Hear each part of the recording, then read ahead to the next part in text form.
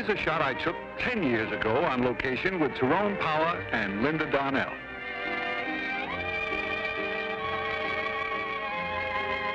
This was taken 20 years ago at an Academy Award dinner.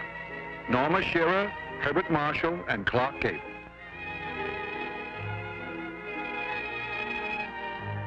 And here's a picture I took over 30 years ago at a party when I first arrived in Hollywood. The two greatest, Laurel and Hardy.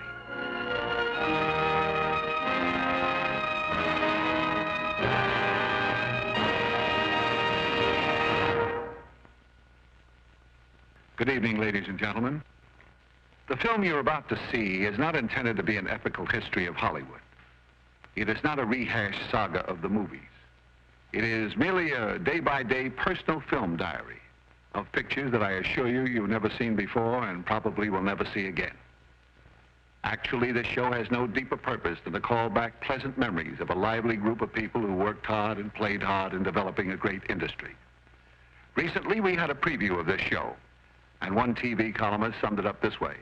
He said, everybody over to Ken Murray's house for home movies. Well, I read someplace that amateur photographers are America's largest hobby group, and I must say that they're very well represented in this town.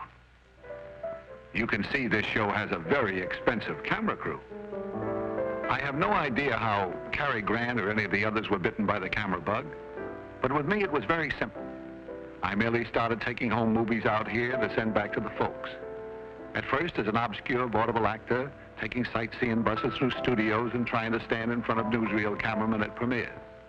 Of course, later on, when I got my first part in a movie at Paramount, opposite Helen Twelvetrees, a long-forgotten little opus appropriately entitled Disgraced. Get a load of that leading man. There's a method actor with no method. But there was some compensation. I did get some great pictures around that time. Here's a shot taken over 30 years ago on the Paramount Studio Street. For you Hennessy fans, that's Jackie Cooper when he played Skippy.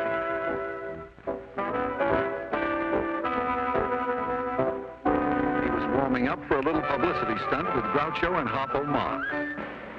That pretty starter is Carole Lombard.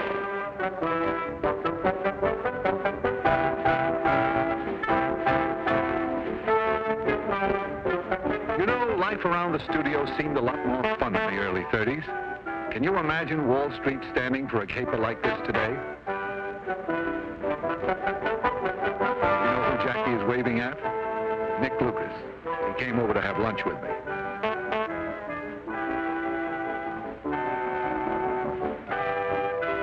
That fellow at the finish line is Charles Lawton. Harpo really gave Jackie a bad time.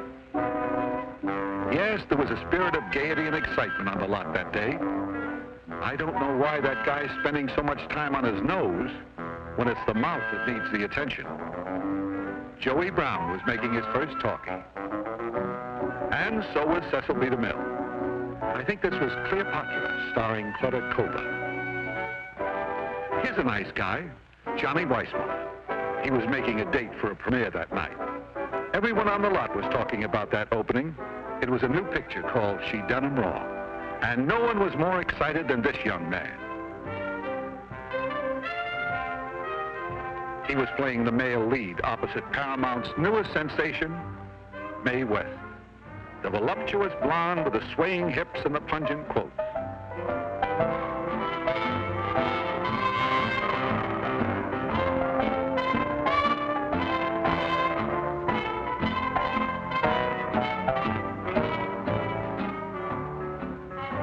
This was a big night for Mae. She thanked Sid Grauman for the use of the theater and hoped everyone would like her new picture. If you watch very closely, you can almost hear her say, "Why don't you come up and see me sometime?" Mae could well be proud of this moment. The whole town turned out to pay her homage. There's the King of Hollywood, Douglas Fairbanks Sr. And wherever you saw the King, you were bound to see the Queen, Mary Pickford, with Luella Parsons. Clark Gable with Rhea Gable, and Ruth Eddy. Carole Lombard and a group of friends. Walter Houston. There he is with Jack Dempsey and Max Baer.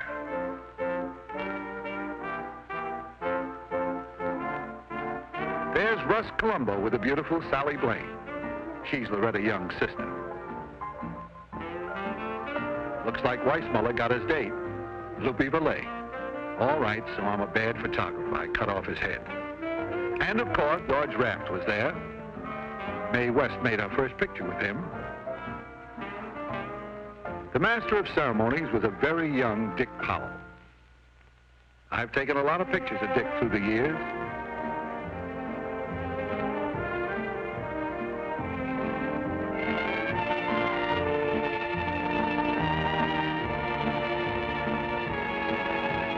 I was there when he took his first plunge at his new home in Toluca Lake.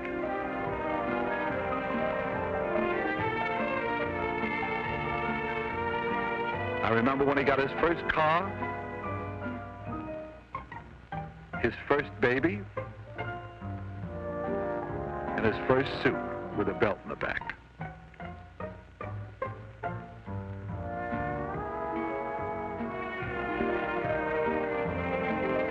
And I was with him when he caught his first marlin off Catalina Island. This was a very enjoyable trip. Weather great, fishing excellent. That's the bait. That's the size I usually bring home. Man, that's fast action. Dick's got a strike. Keep the line taut, Dick. Don't give him any slack.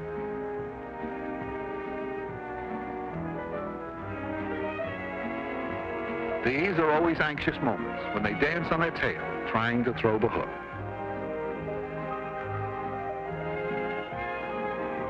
This was a dandy, over 200 pounds.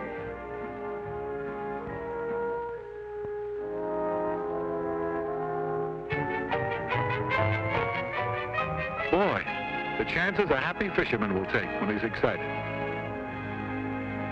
Yes, in the early 30s, Catalina was the place to fish, and Malibu was the place to own a beach house. It was a badge of rank to be a member of this colony, well worth the 25-mile drive to and from work every day. It was Shantytown Deluxe, where each shanty cost thousands of dollars. That's Arthur Lake, one of my first friends in Hollywood. You know, digging up old pictures like this can be quite a discouraging shock to your ego. I'd always sort of remembered myself as looking like this fellow in a bathing suit. Well, maybe not exactly. That's Joel McCrea. And certainly not like this fellow. That's Buddy Rogers. Here's a couple more Malibu beachcombers. John Bowles, Buster Collier, and Robert Wolseley. As time went on, in addition to Malibu, many of the stars built big homes further down the beach. That's Cary Grant. Sounds like Cary's having a party.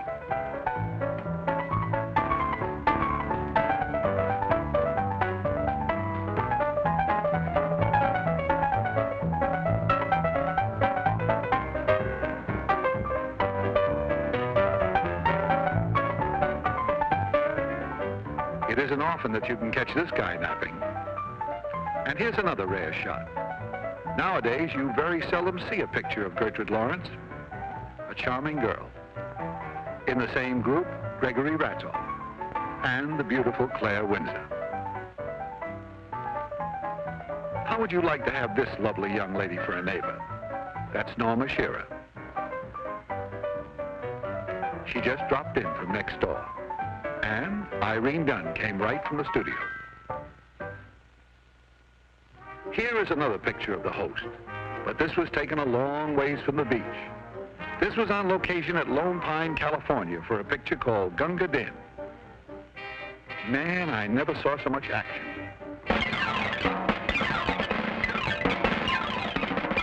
That young man is the director, George Stevens.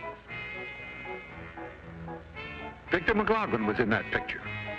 No doubt about this being a home movie. Vic is sure out of character.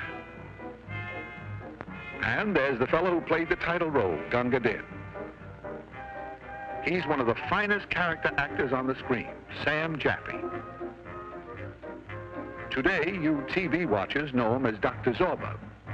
When this picture was taken, Ben Casey was 8 years old. Cary Grant tells a very funny story about working with this elephant. Her name was Annie, and he said he spent so much time with her and she became so attached to him that every night she would trumpet and bellow and carry on, keeping the whole company awake until he went over and slept beside her. That Annie had a pretty good technique, using Cary Grant for a tranquilizer. Beautiful country up there at Lone Pine. I didn't take these shots. They were taken by Grant himself. You'd never guess who's holding that snake. Another star out of Gunga Din. Douglas Fairbanks Jr. Nice shot. I think that Grant is a little more artistic than I am. And here's another artistic photographer, Lew Ayres. He has quite a collection himself. The reason he was so amused when I was taking this picture recently is that he was kidding me about the first shot he ever took of me with his camera. There it is. Portrait of an early American hot rodder. Don't laugh. Beneath that pile of tin, there throbs a Model T. Of course, it doesn't throb unless you give it artificial respiration.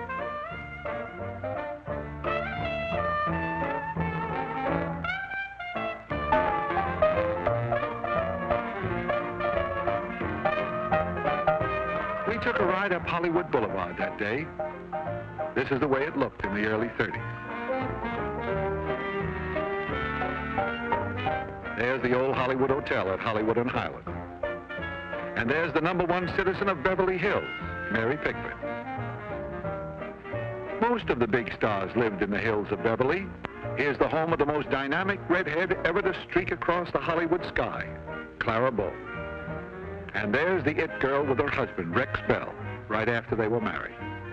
I like Adolph Zucker's description of Clara Bow.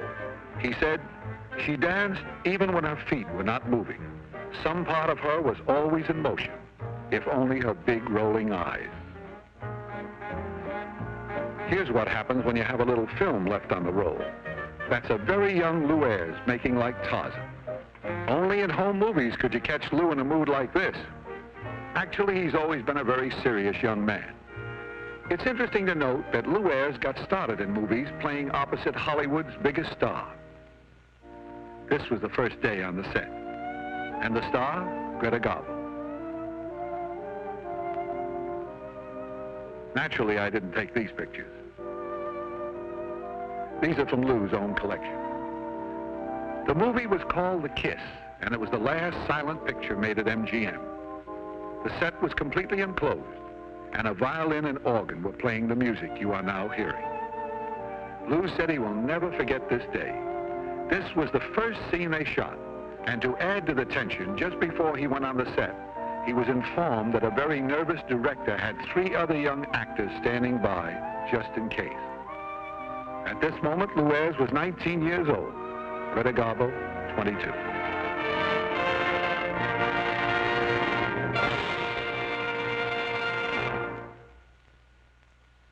I hope you don't mind me bringing you out on the stage like this, do you? Mind if you hadn't brought me out here, I'd have slugged you. What do you mean, Kirk? Well, I tell you, Ken, I just went up to Albany to visit my family. I have my 6 sisters and my mother. And, you know, I'm beginning to think they think I'm rather a failure because I'm not on television. Yeah. You know what my mother said to me? She said, Kirk, now, why aren't you a big star like Ken Murray? Oh. A natural reaction. Seriously, what does she mean by that? Well, I tell you, Ken, she figures it out rather accurately. You see, my pictures come to Albany about, once, twice, sometimes 3 times a year, whereas the Ken Murray show gets there about every week. Yes. So therefore, she wants to see me on television. Well, your ma's a real television fan, then. She watches our show, is that right? She's watching it right now. That's why I'm here. I wanted her to know that I know some big stars. Would you, Ma, look at me.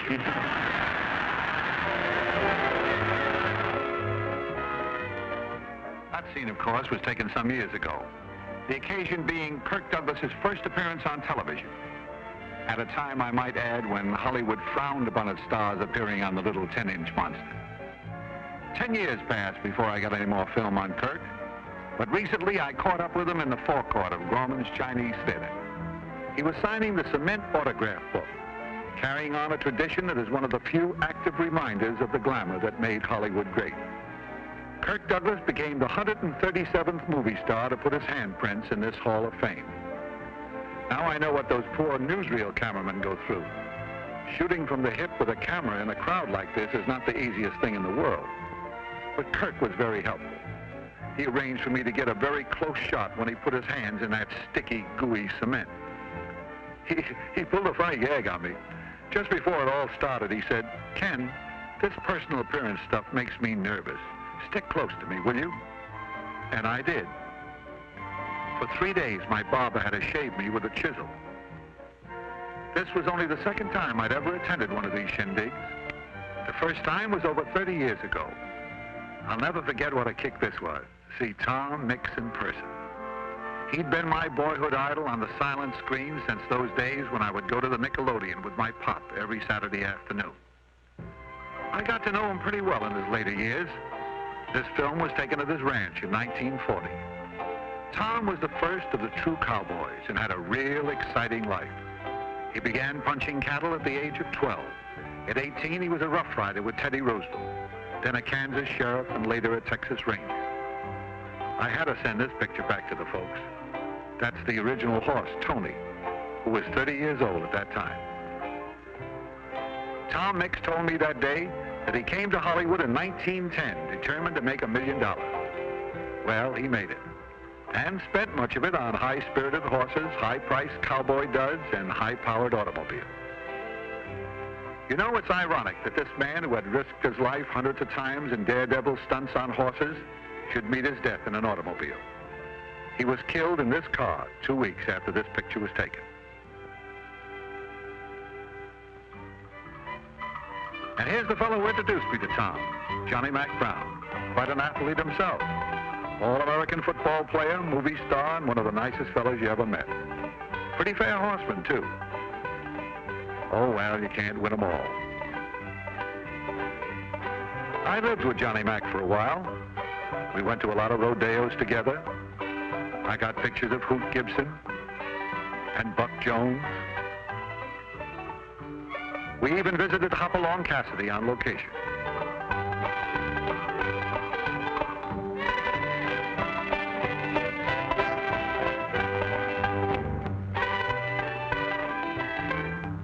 I'm sure Bill Boyd never dreamed when he was making these pictures that someday he would revolutionize an industry that hadn't even been invented yet. I went on quite a Western kick around that time. Got me a white horse like Hoppy's.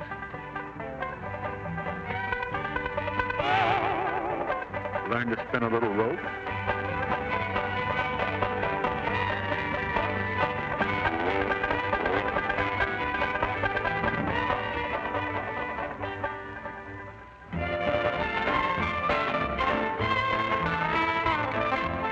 So that in the early 40s, when Jack Warner invited me to be the MC on a junket to Virginia City for a big premiere, I was really in the mood. This was a real exciting trip. In my whole life, I've never seen so many movie stars corralled together.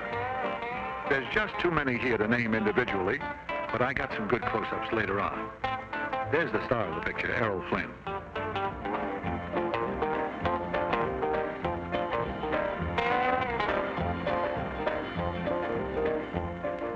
First stop, Reno.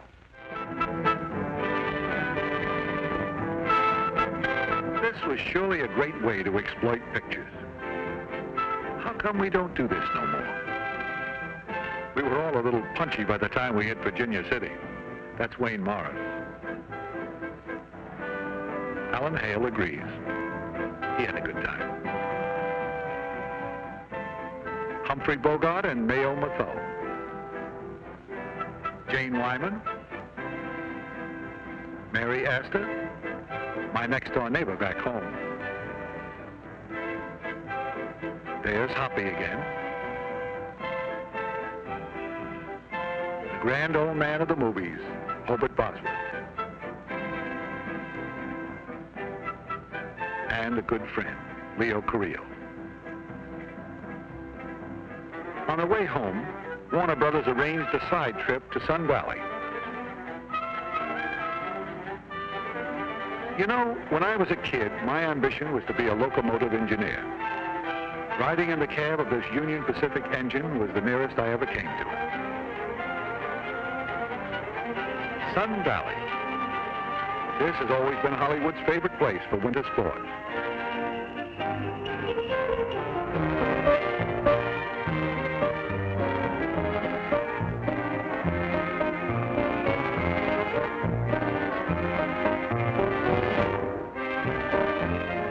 Here's a pretty gal on vacation, June Allison. Errol Flynn was all set to relax, but they got him out to make the proverbial snowman. That pretty blonde sneaking up on the right is Martha O'Driscoll. When she hit Flynn with that hunk of snow, she certainly started something. They really gave her a bad time.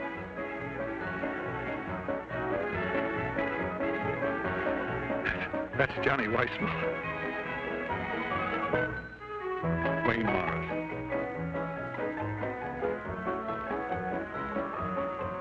Wait till you see what Johnny does to that poor girl. That's Reggie Gardner. This is one of those wild Hollywood parties you're always reading about. And there's some guests from the hotel watching the goings-on. Laurie Calhoun in the middle. The gal on the right, of course, is Lucille Ball. These aren't the only pictures I have of Lucy. Here's one taken long before television. And here's another, taken on the set of a movie called Fancy Pants. That's George Marshall, the director, and Lucy Standard.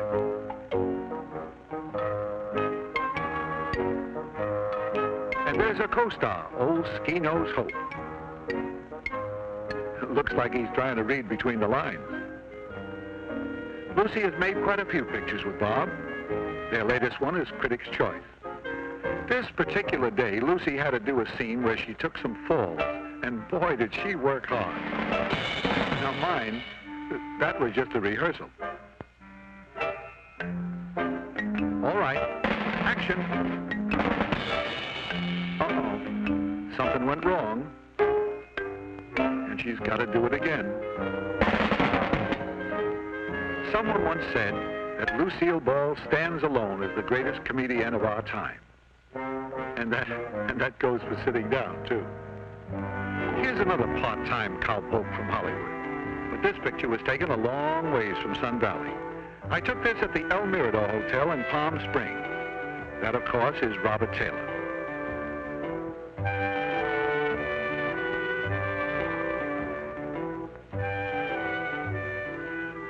The reason for the long sideburns is that he was making Camille with Greta Garbo.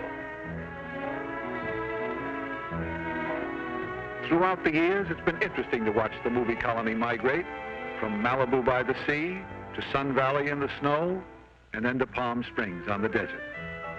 And here's the fellow who was, for the great part, responsible for the migration, Charlie Farrell, founder of the Racquet Club. What started out in the 30s to be an intimate tennis club grew to be the most exclusive rendezvous for the Hollywood stars.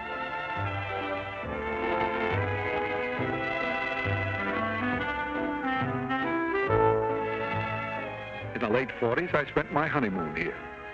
As a matter of fact, that young lady walking around the pool is my new bride. This was Christmas time, 1948, and everyone was in a festive mood. Fanny Brice, beautiful Margaret Sullivan, Joan Davis. She was in rare form that day, full of fun. Van Johnson picked the wrong time to try to sleep.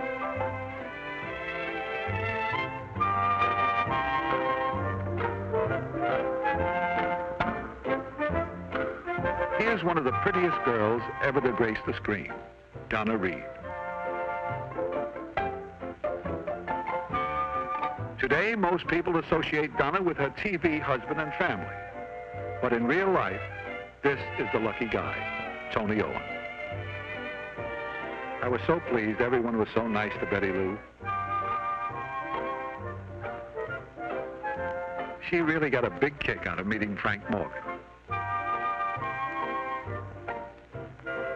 Edgar Bergen took her for a ride in his new plane, and Cary Grant invited her to play tennis.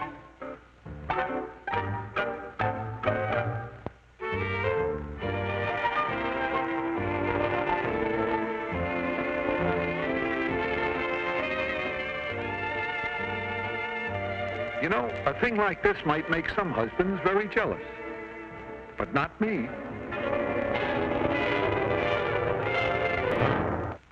When you've collected home movies for over 30 years, you naturally accumulate an awful lot of pictures. I'd moved around a lot in the last 3 decades, so locating and looking at miles of film for interesting shots was a king-size scavenger hunt. It's like rummaging through an old attic. You turn up a lot of junk, but occasionally, if you're lucky, you may find a rare masterpiece. And I think I did. It was a long-forgotten can of film. Lifting the lid was almost like opening King Tut's tomb. For inside were pictures which no one had ever seen before. Home movies, taken years ago within the confines of the largest, costliest, and most imposing private estate on the North American continent, San Simeon, the fabled citadel of William Randolph Hearst. Located a little over 200 miles up the Pacific coast from Hollywood on a high peak of the Santa Lucia Mountain. This past summer, I revisited San Simeon. The last time I was here was by invitation, but today it's open house for everyone in the world. I paid my admission fee and was one of the 2,000 tourists that day who took the 5-mile bus trip up the Enchanted Hill.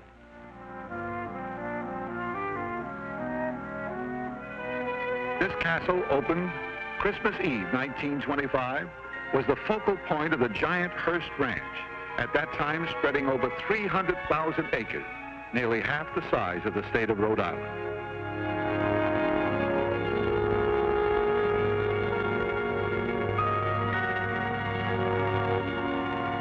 La Casa Grande, housing the largest private collection of art objects in the world, valued at over $50 million. Mr. Hearst called it his little hideaway.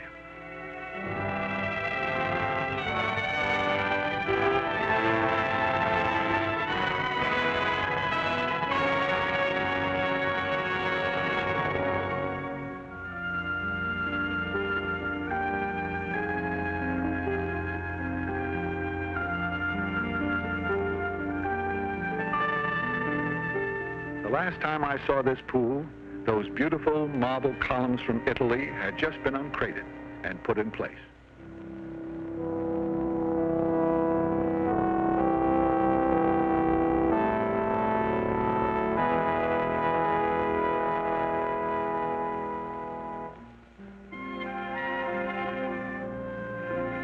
I slipped away from the tour for a moment to see if there were any changes in the guest houses. No, my little bungalow was still there. Imagine me sleeping in Cardinal Richelieu's bed. Today, San Simeon is a state monument. But during its heyday, which spanned the roaring 20s and the fabulous 30s, it was the gathering place of the Hollywood immortals, with guests like Marie Dressler, seen here clowning with the host, William Randolph Hearst. That outfit she's wearing looks like a flea-bitten version of Touch a Mink.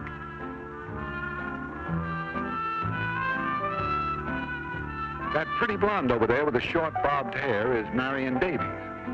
Although she typified glamour on the screen, at San Simeon she joined in the fun. Marion Davies was one of the best-liked members of the motion picture colony. Beloved by everyone who knew her, she endowed many charities still in existence. That's Charlie Chaplin kidding around. The man coming out of the door at that moment was the mayor of New York City, Jimmy Walker. If these pictures seem to reflect a certain frivolity, you must remember they were taken at that wonderful carefree period in our history. The First World War had ended, and the second one was nowhere in sight. That youth on the right is Adolphe Menjou. Yes, notables from every walk of life visited San Simeon. That's Paul Block, the newspaper publisher, chatting with the mayor. The fellow kneeling down in front of this group is George K. Arthur, the comedian. And the attractive girl on the left in the print dress is Hedda Hopper. Standing next to Hedda is the founder of America's largest bank, A.P. Giannini. John Gilbert and his wife, Virginia Bruce, Claire Windsor and Dolores Del Rio. They're down at the tennis court watching Chaplin hit a few to Bill Tilden.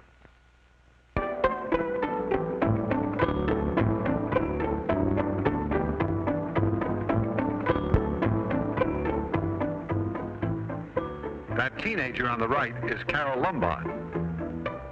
Nothing pleased the host more than when everybody got out of doors in the afternoon to take part in some group activity. He was proud of San Simeon and eager for his guests to enjoy it to the full. Many people have the sense of acquisitive possessiveness, but William Randolph Hearst was the only man ever able to indulge it to the hilt. But it was a strange paradox that this fighting giant of journalism with all his vast collection of material wealth should also have a tender passion for the treasures of nature, flowers, trees, and animals. Yes, Mr. Hearst was a happy man at San Simeon. Whether he was conducting business with his secretary or welcoming a famous guest like Lindy. In town, he was very reticent about having his picture taken, but up here he seemed to have no objection. He'd even kid about it. Part of the daily routine was to move the guests to the adjoining zoo to witness the feeding of the animals.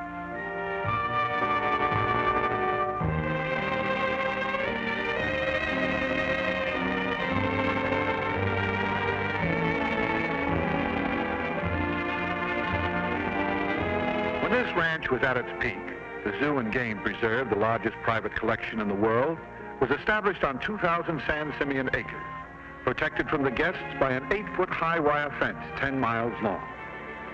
Visitors were made aware of Mr. Hearst's tenderness toward animals when they drove up the mountainside, as they were confronted by large signs admonishing them to always drive slowly. As Hedda Hopper once said, a visit to the Hearst Ranch was a ticket to Never Never Land. Never has there been such a place, and never will we see its likes again. As an animal collector, Mr. Hearst started modestly with a herd of rare, pure white fallow deer imported from Asia. Then, patriotically, he added Montana black buffalo, but had to go far afield again to gather exotic animals from all over the world.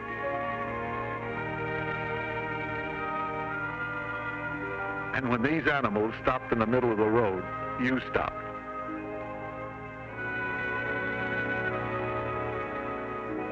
Yes, there was hardly anything in the Bronx Zoo or any other great American collection that could not have been found at San Simeon at its peak.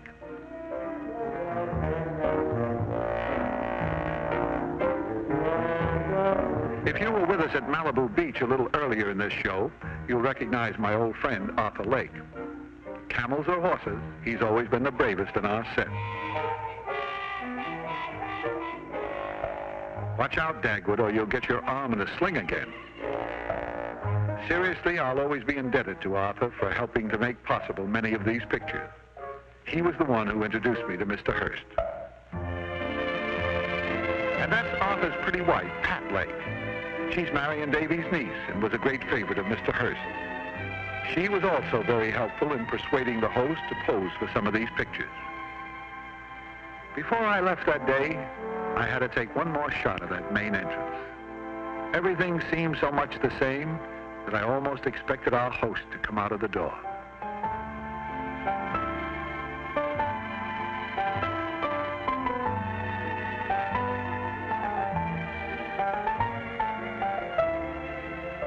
This next shot was Mr. Hearst's own idea. He said, let's make believe the camera's running backwards.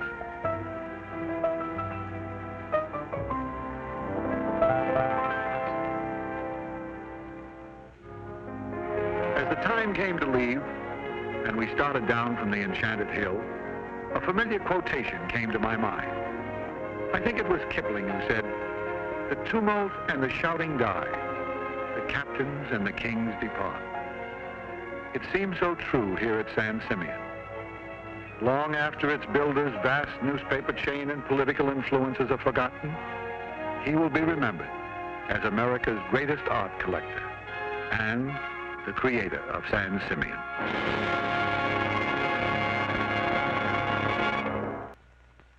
Well, up to now, we've pretty well covered the Hollywood scene as it lived and worked and played during a very lush and carefree period. Roughly that quarter of a century of miraculous prosperity between the arrival of sound pictures and the threat of the television age. Of course, I didn't take all these shots, and I may have mixed up some of the times and places, but after all, it's very difficult to remember everything that happened over that long a period. But I'm giving you the same treatment I gave my folks.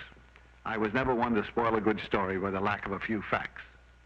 Naturally, my camera couldn't capture all that was happening throughout the years, so during the 12 months that it took me to prepare this show, I went through thousands of feet of home movies from the personal collections of these stars here in Hollywood. And this is as good a time as any to express my appreciation to all these friends for permitting me to add some of their exclusive film to my own personal collection. Film which obviously was only intended to be shown within the confines of their own living rooms for the amusement of their family and friends. And today, with Hollywood using the whole world for location, there's plenty of opportunity for these camera buffs to get very unusual pictures. Here's a fellow who had a most interesting experience in Africa, Eddie Albert. You are now going down the Ogawi River in French Equatorial Africa.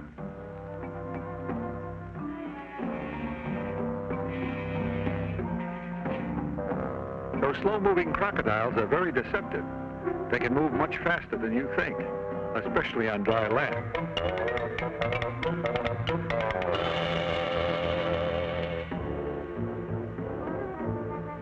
Miles from civilization in a little settlement called Gabon is a small jungle hospital run by one of the most dedicated men of our time, Dr. Albert Schweitzer.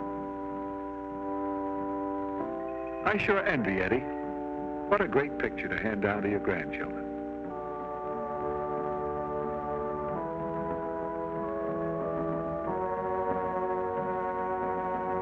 He can also tell them about the practice he got as a jungle babysitter.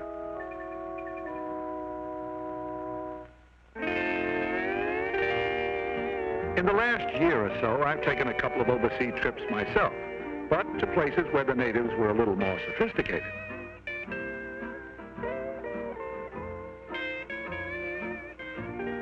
There's a fellow who likes to babysit, but he likes his babes a little older. That's Bob Cummings.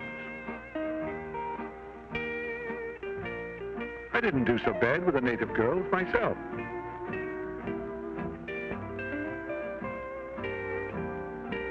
But when Cummings went out for that surfing stuff, I went back to shooting pictures. He's pretty good, too. This was taken from an outrigger. Just to show you how the jet age has shrunk the world to a sleeper jump, one morning I took this picture of Bob riding a surfboard off Diamond Head. And 14 hours later, I took this picture of him riding a rickshaw in Hong Kong.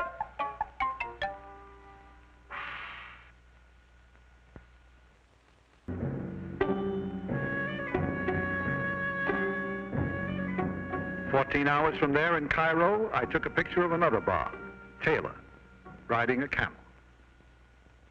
This picture was taken in St. Mark's Square in Venice. That's Gene Crane.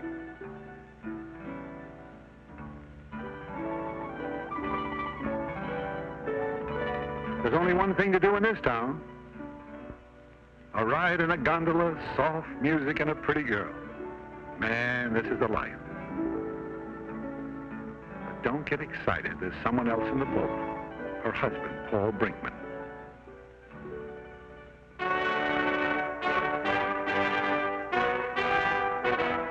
It was winter when we hit merry old England.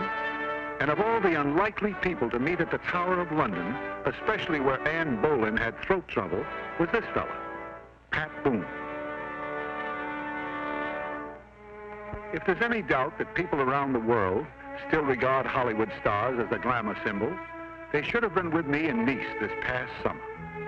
Hundreds of people lined the streets and cars were locked bumper to bumper watching Glenn Ford and Hope Lang shoot a picture called The Grand Duke and Mr. Pym.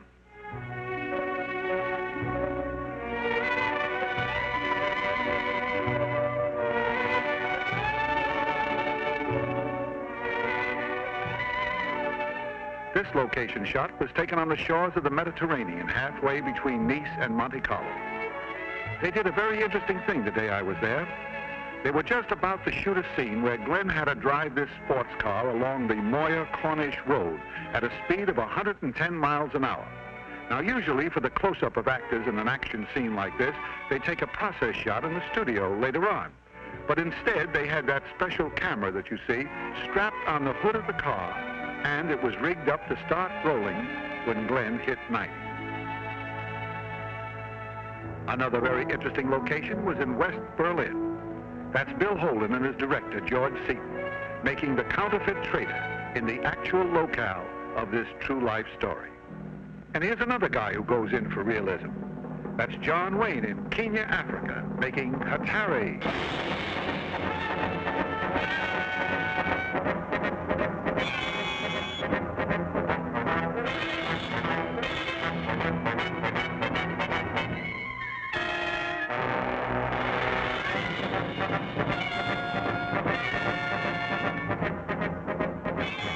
This shot is not in the picture. That's Duke just kidding around cowboy style.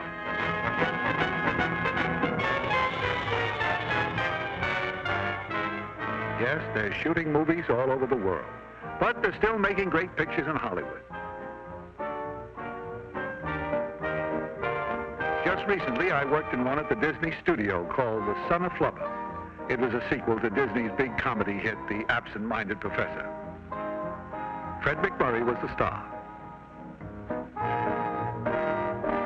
Fred seemed to get a kick out of my camera assistant. I had the whole family working that day. Those are my two daughters, Pammy and Jamie. Incidentally, the minute they got inside the studio, the first thing they wanted to do was to meet Uncle Walt. We finally tracked them down on the studio street. Walt Disney. Master of fantasy, weaver of dreams, and winner of 29 Academy Awards. When I tried to latch on to this trip around the studio, he said, "This is for us kids only. You take the picture."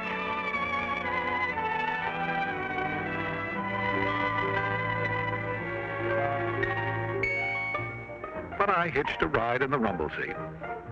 For my two little girls, this must have seemed like a ride on the flying carpet.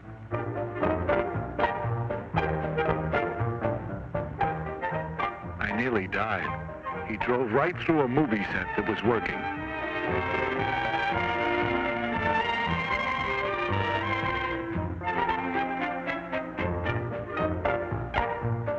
Incidentally, this is their first attempt at photography. Can't you tell?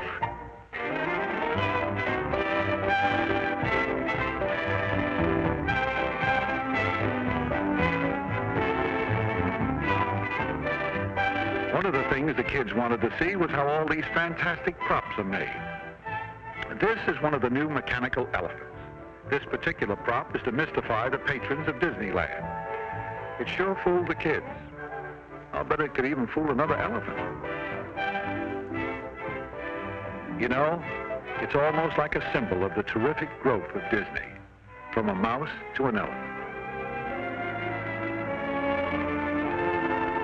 As my two kids followed their favorite Pied Piper down the Zorro Street, it occurred to me that here is surely the Hans Christian Andersen of our time. Hollywood can well be proud of this man, who, the mere mention of his name in any nation throughout the world, brings a happy gleam of anticipation to all those who are young at heart.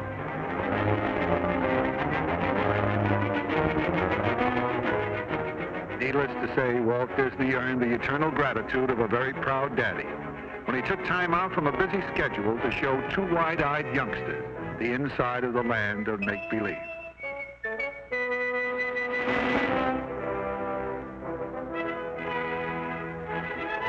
I don't think the girls were as impressed with Daddy's heroics as they were when Fred MacMurray invited them for a ride in the Flubber car.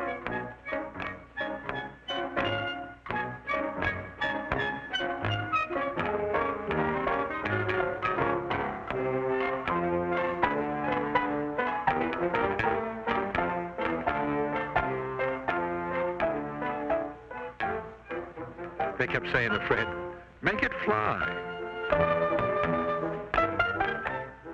They reckoned without the magic of Walt Disney. guess who took the shot? Daddy, risking life and limb. That Glenn Ford has nothing on us. Of course, my camera didn't start rolling until Fred hit 9 miles an hour.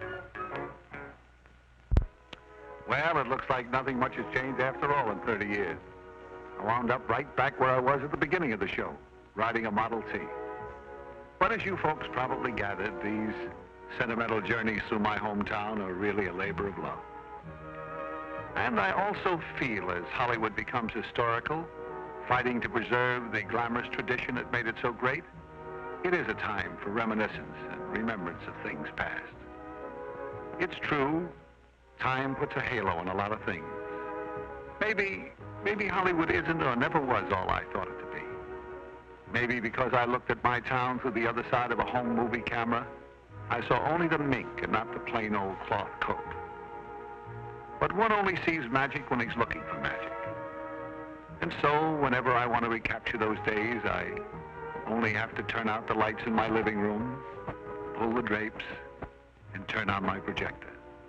There, glittering on the screen, I can see my town in its party dress, and see again, shown so vividly across the horizon.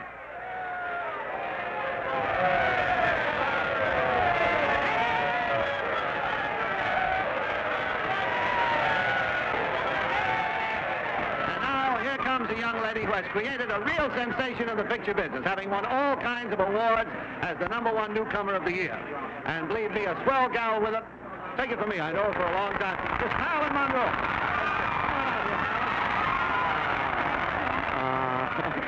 Marilyn, it's so nice of you to come here. You know, they say that beauty is a thing of, that a thing of beauty is a joy forever. I want to tell you, someday you're going to make a man a wonderful annuity. Now, come on over here a little closer.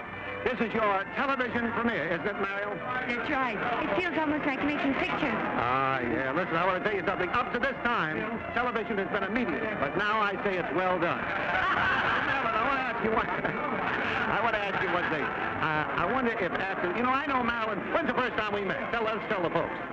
Well, once you almost gave me a job. That's right. Do you remember?